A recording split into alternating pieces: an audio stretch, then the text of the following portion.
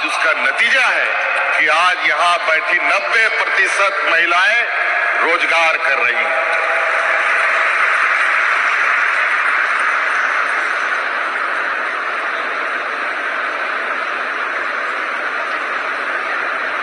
और हमारा ये प्रयास है कि इस राज्य में और रोजगार सृजन हो। आप लोगों को मालूम होगा कि हमने कानून भी बनाया है, यहां कोई भी उद्योग लगेगा उसमें 75% लोग हमारे यहां के स्थानीय लोग होंगे।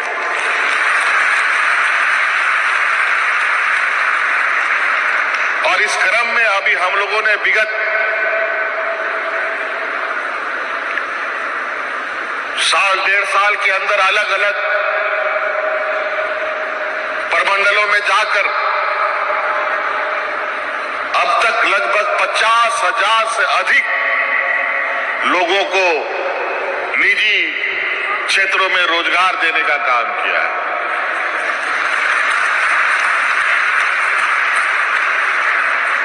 नौकरी देने की चुनौती वर्तमान में राज्य सरकार के ऊपर बहुत दबाव है। आपको मालूम है हमारा गांव देहात का जो नौजवान है सबसे अधिक जो किसान का बेटा है, मजदूर का बेटा है, ये लोग सबसे अधिक फौज में नौकरी करने जाते थे। लेकिन वर्तमान में जो पहले की तरह नियुक्तियां होती थी वो नियुक्तियां नहीं हुई। और थोड़ा बहुत गांव देहात से बाहर निकल करके कोई पढ़ लिया तो वो सारे लोग कोई रेलवे में, कोई बैंक में नौकरी करने के लिए जाता था। लेकिन आज के दिन में जिस तरीके से बैंक का मर्जर हुआ है उसमें भी नियुक्तियां घट गई। कई उद्योग जो भारत सरकार के अधीन वो सभी प्राइवेट लोगों के हाथ में है। आज हमारे राज्य में जो उद्योग हैं और निजी उद्योग खास तौर पर, उन सब के साथ हम लोगों ने इस कानून के तहत उनको राज्य में रोजगार सृजन करने का वादा लिया। और हर संभव हमारा ये प्रयास है कि अधिक से अधिक लोगों को नौकरी मिले, रोजगार मिले, स्वरोजगार से जुड़े। तो आप इस तरीके से देखेंगे कि सरकार ने जितनी भी योजनाएं बनाई है वो योजना सिर्फ यहाँ के झारखंड के मूलवासी आदिवासी के भावना के साथ उसके क्षमता के अनुरूप और उनकी योग्यता के अनुरूप बनाया है। चाहे वो महिला हो, चाहे वो पुरुष हो।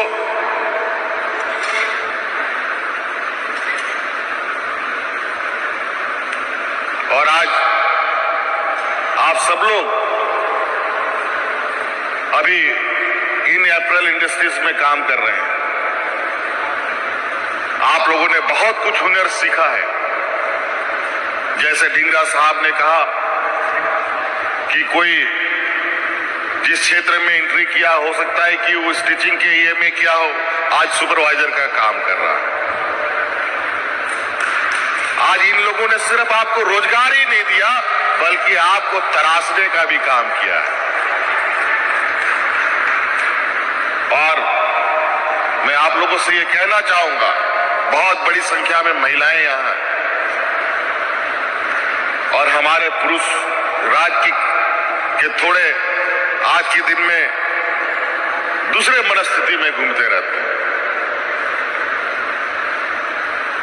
तो आप लोगोसे हम ये कहना चाहेंगे कि सरकार ने कई योजनाएं बनाई हैं, उन योजनाओं का भी लाभ आप ले सकते हैं।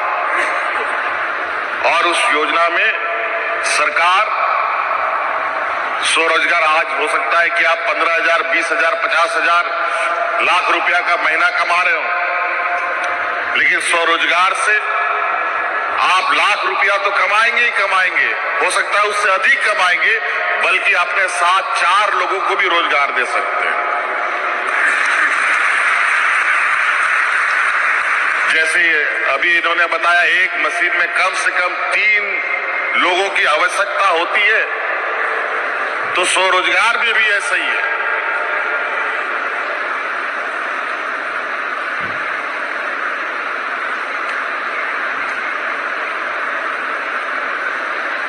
हर चीज में, हर व्यवस्था में अगर आप काम करें तो उसमें आर्थिक आय आप ले सकते हैं।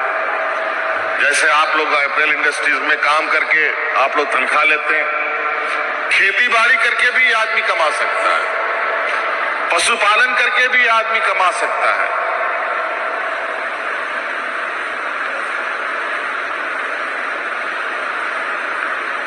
रोटी, कपड़ा और मकान, ये हर मानव जीवन को और हर मनुष्य को आवश्यकता है, चाहे वो अमीर हो चाहे वो गरीब। बिना खाए कोई नहीं रह सकता, बिना कपड़े का कोई नहीं रह सकता, और बिना छत का भी कोई नहीं रह सकता। हर लोगों की ख्वाहिश होती है छत। कई चुनौतियों के बाद भी आज इस राज्य में कई ऐसे गरीब हैं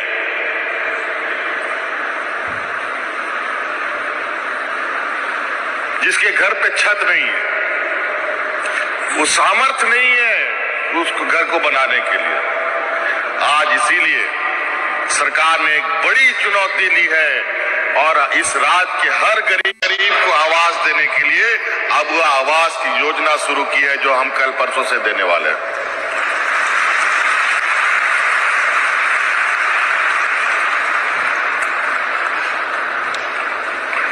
आज इस राज्य के हर बुजुर्ग को पेंशन हम दे रहे हैं। कोई भी 60 साल की उम्र का कोई बुजुर्ग ऐसा नहीं बचा है, चाहे महिला हो पुरुष हो, जिसको पेंशन नहीं मिलता है। इस राज्य की हर विधवा महिला को पेंशन मिलता है।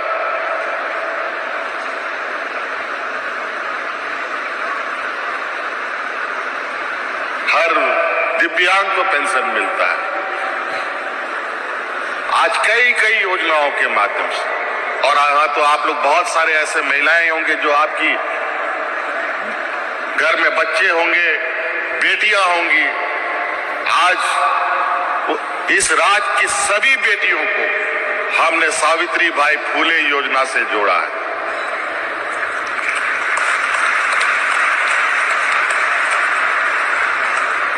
घर में आप लोग की बेटियां हैं कि नहीं? बेटी सब है घर में? सावित्री बाई फुले का योजना उनको मिला है? जरा बताइए तो, आवाज दीजिए। मिला है?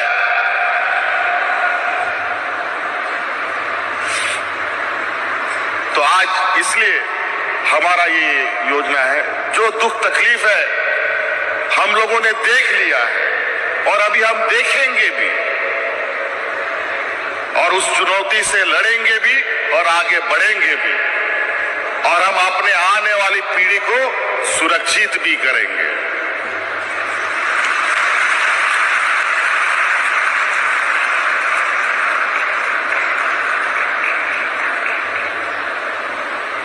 हम लोग आज झारखंड का लोग रेजा कुली खटता था, आज अप्रैल इंडस्ट्री के माध्यम से सिलाई मशीन में हम लोग आ गए, महिलाएं। अब यहां से काम नहीं चलेगा, इसीलिए अब आने वाला समय में हमारा बेटा बेटी लोग डॉक्टर, इंजीनियर, वकील, जज बने।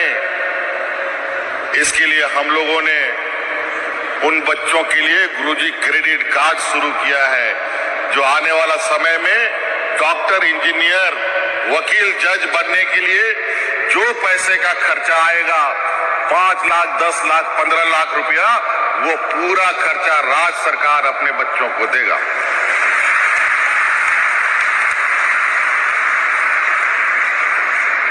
आज हम इसलिए आगे नहीं बढ़ पाते हैं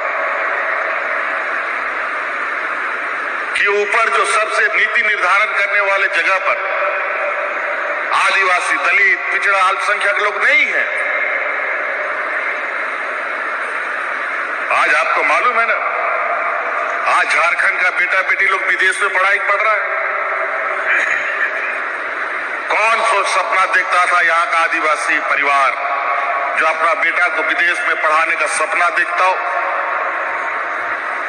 लेकिन हमने कानून बनाया कि इस राज्य का आदिवासी, दलित, पिछड़ा, अल्पसंख्यक के बच्चे विदेश में पढ़ेंगे और उसका पूरा खर्चा राज्य सरकार उठाएगी।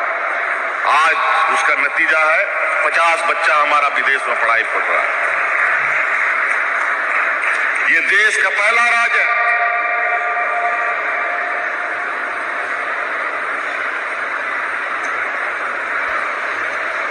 और वो पढ़ाई पढ़ रहा है, जो सरकार पैसा दे रही है तो उसको पैसा वापस सरकार को करना भी नहीं है।